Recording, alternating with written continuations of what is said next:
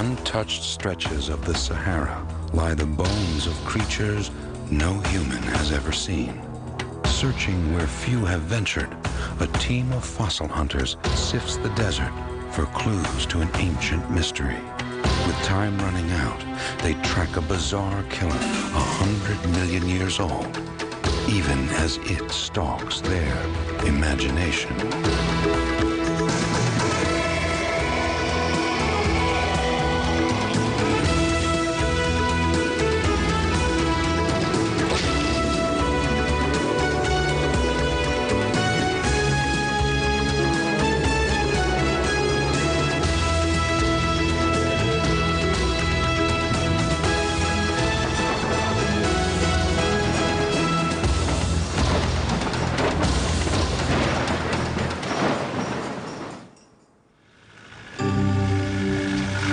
Salt flats of southern Morocco, an expedition crosses the edge of the Sahara and a frontier of science. Paul Sereno, a paleontologist at the University of Chicago, leads a joint team of American and Moroccan fossil hunters. It's the first big expedition into this part of the desert. Here, Sereno hopes to find new beasts to prove an old theory, that when Africa drifted free of the other continents, its dinosaurs went their own way. The team has been searching for 5 weeks, yet no dinosaur has turned up. Their base camp is Taos, a tiny outpost on the Algerian border. Year-round, it's inhabited by Berbers, occasionally by Tuaregs, the true nomads of the desert. For 2 months, the fossil hunters will live like the Tuaregs, crisscrossing the Sahara in the wake of strange beasts found nowhere else on Earth. Creatures older than time. The Sahara is the world's largest desert and one of the hottest places on Earth. Temperatures soar to 130 degrees. 1/5 of it is sand. 4/5 is rock. Most of it is barren. The Sahara has the highest evaporation rate in the world. When the sun is highest and the humidity lowest, life shrinks from the heat.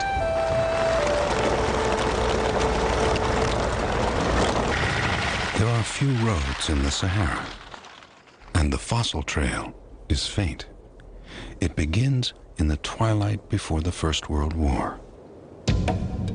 In 1914, German paleontologists digging in Egypt found bones of a strange new meat-eater with a huge fin on its back. In World War II, this sole specimen was bombed out of existence. 10 years later, across the desert in Morocco, a French paleontologist turned up fragments of another new creature. Yet from this part of the Sahara, no complete skeleton has ever emerged. In 1990, in yet another part of the desert, Paul Sereno stumbled upon 2 new species of dinosaurs. Seized by Africa fever, he picks up the dinosaur trail in Morocco. There's such a lore about this part of the Sahara with the early finds. I thought that bone might be more plentiful. It would be easier to find fossils than it actually was. And after about 2 weeks of being in the desert, we understood the odds we were against, which was that it was going to be quite difficult to actually walk out of here with some new dinosaurs. On this limestone cliff, the first hardship is simply walking at all. You're talking hiking hundreds of feet each day, 110, 115 degree temperature, and it's that kind of faith and belief that carried people. But walking on limestone all day, you sort of rip your feet up, just blisters, sore feet, that sort of thing. It's incredible how hot it really gets, and you go through a tremendous amount of water each day.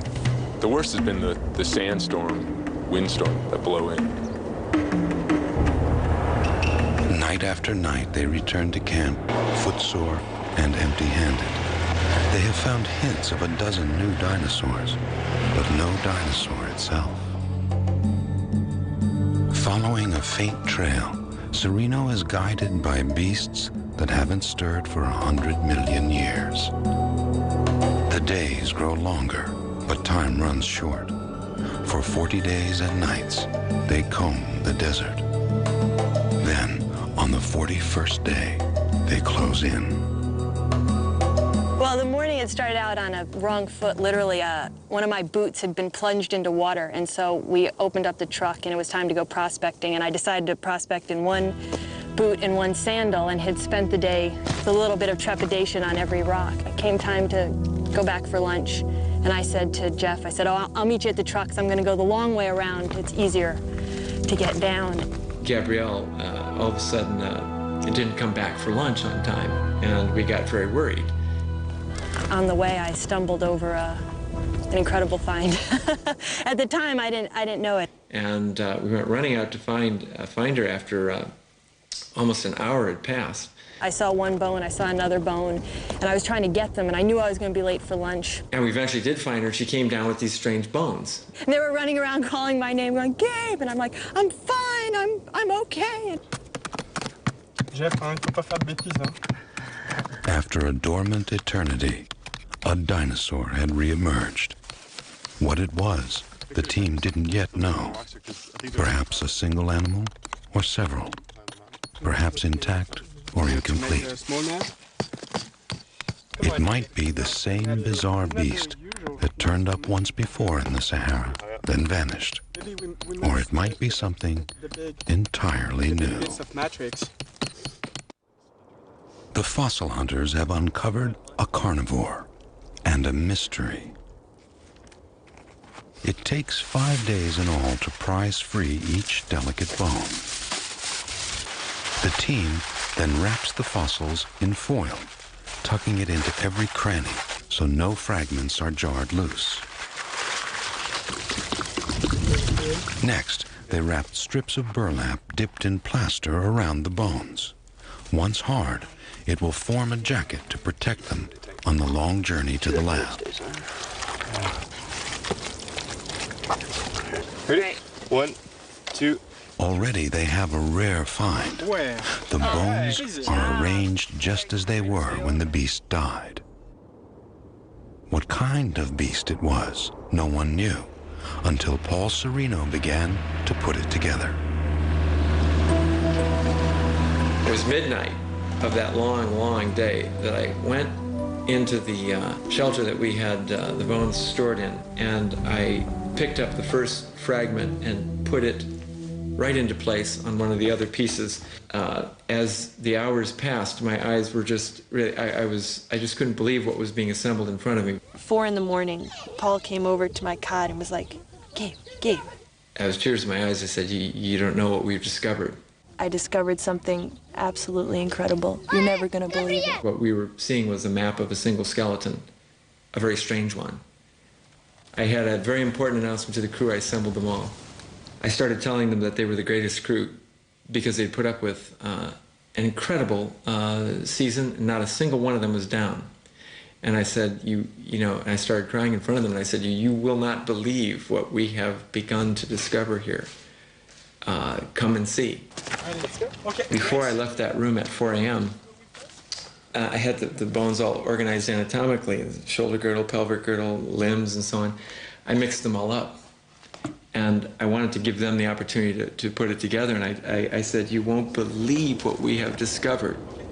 It's in there. It's incredible. And if you want to piece together the pieces yourself, and they said, no, show us. You know, we went running in and put the pieces back in order. In the field, the team thought they had dug up another Spinosaur, the sail-backed oddity unearthed in Egypt, but the bones didn't fit. They moved one bone and realized they were looking at a shoulder blade. Into its socket fit a very small arm bone. They deduced that their new carnivore was fast-legged and short-armed, like its larger cousin T-Rex. Still, its nearest relative was very distant. They had found a dinosaur found nowhere else on Earth. Cause for celebration.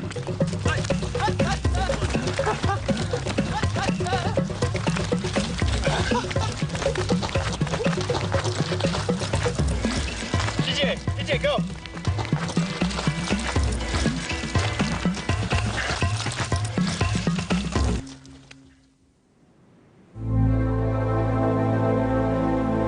In the field, the hours are long, and the day starts early. The team rises with the sun around 5 a.m.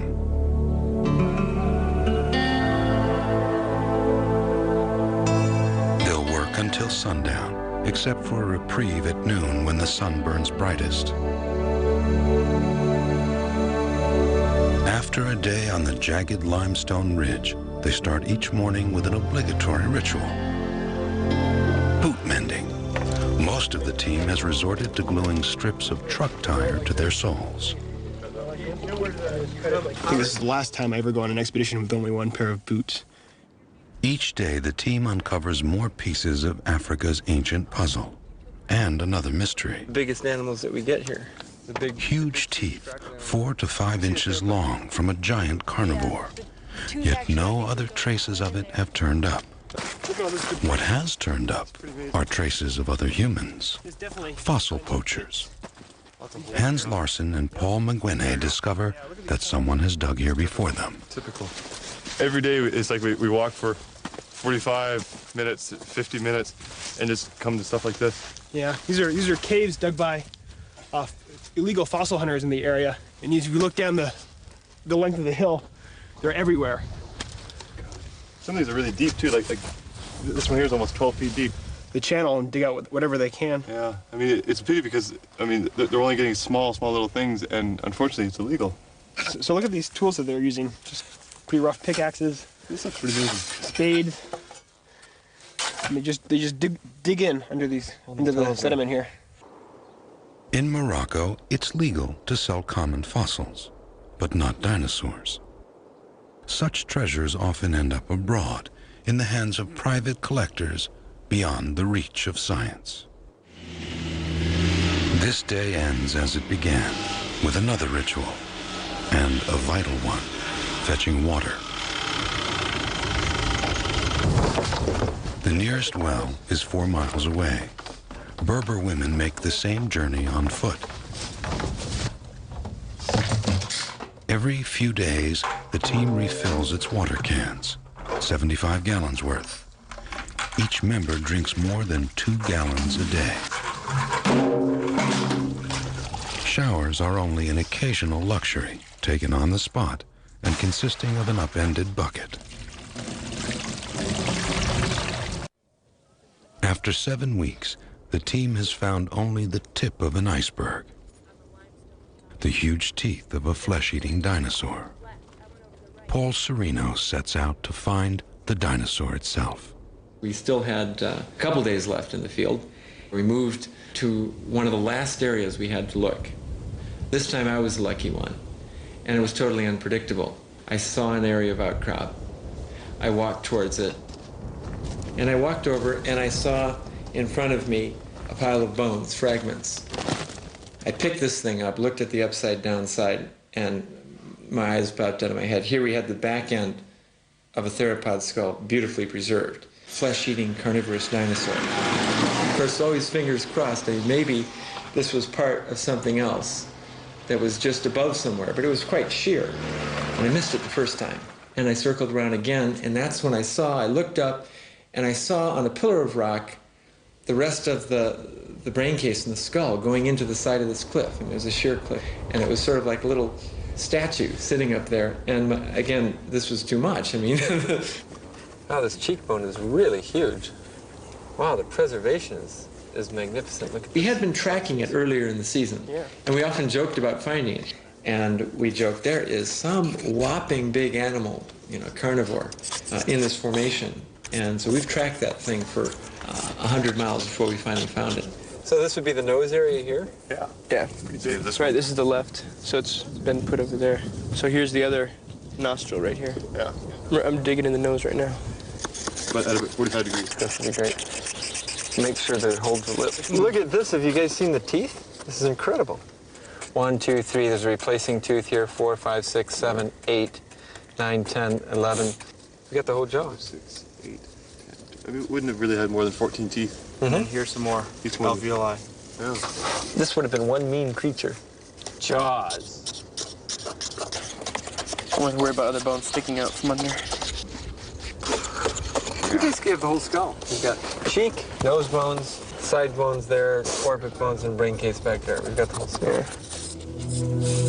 The skull was huge, 5 feet long. It's not just the largest predator any of them have found.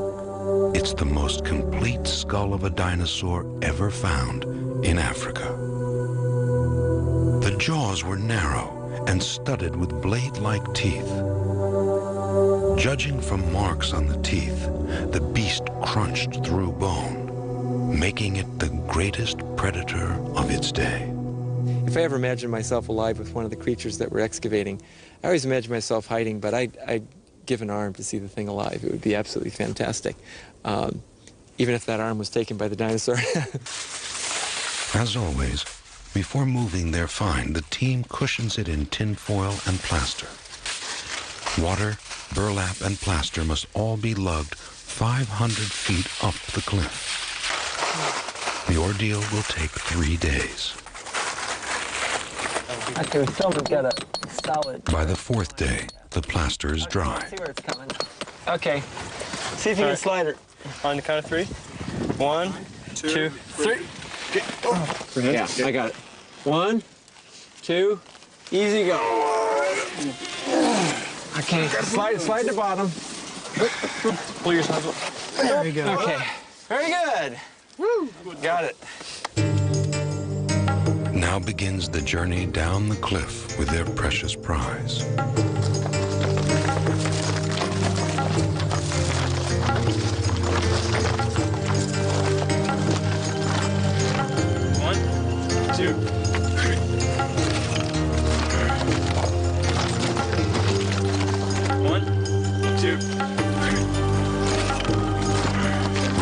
Around the skull and the plaster around the rock, their big find now weighs 300 pounds.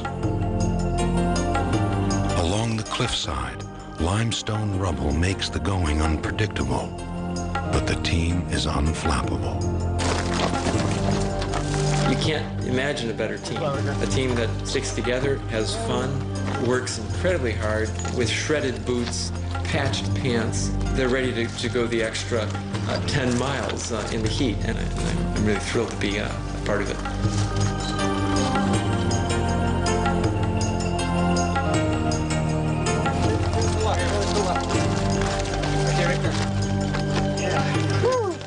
We'll drop it right in front of the truck, okay. Right? Ready? 1, 2, 3. You gotta give it a little bit of height. Okay, you got the handle. I gotta get out of the way. Good. Okay, good. This is low. You got it? Oh, it fits perfect. Great. The team heads back to camp with its second new dinosaur. It could take a year to clean the bones. Till then, we can only guess how this beast looked. We know it was a meat eater.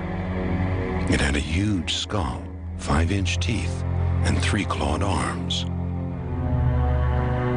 Perhaps 50 feet long, it was almost as big as the notorious T-Rex. Yet it was a creature apart. The dinosaurs found in Morocco suggest that in the course of evolution, Africa blazed its own trail. In this isolated hothouse thrived species found nowhere else. Yet ultimately, they went the way of all such creatures.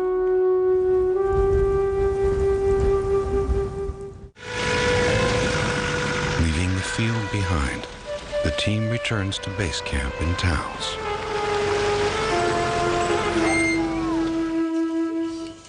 After 2 months in the desert, they relish the comforts of home. Before I get back to the States, at the first opportunity, is a properly cold, really, really good beer. a very fresh champagne. Glasses and glasses of beer mixed with wine and beer and wine and beer and wine. Chocolate milkshake with whipped cream. The team has collected thousands of specimens, including more than 50 species of prehistoric fish, turtles, and crocodiles, and 2 new dinosaurs. In Chicago, the bones will be copied, studied, and finally returned to Morocco. Actually, it looks like it's best to go all the way to Zena.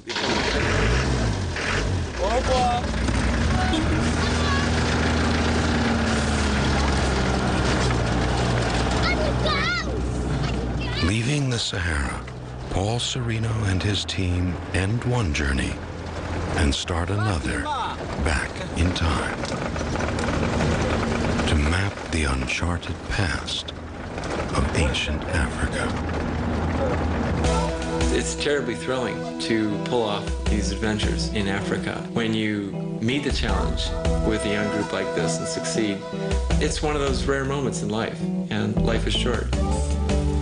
I never expected it to be so dramatic, so hard, so difficult, and so rewarding. And I couldn't ask for anything more. We're going to be back, I hope, next year, trying to do it again. And I think we all leave feeling that this is one of the greatest moments of our lives.